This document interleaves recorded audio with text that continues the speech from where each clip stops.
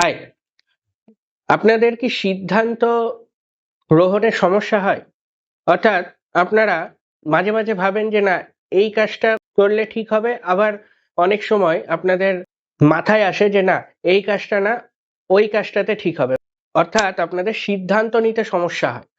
যদি সিদ্ধান্ত নিতে আপনাদের সমস্যা হয় তাহলে আপনাদের জন্মছকে চন্দ্র এবং বুধের সমস্যা আছে।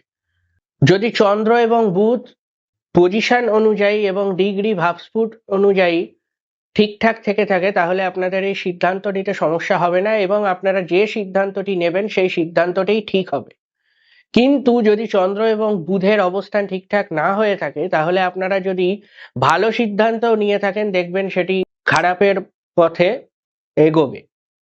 আজ এই অবধি, ফিরে আসবো আবার আপনাদের সাথে বিভিন্ন রকম সমস্যার সমাধান নিয়ে। সবাই ভালো থাকবেন, সুস্থ থাকবেন, আনন্দে থাকবেন। বাই।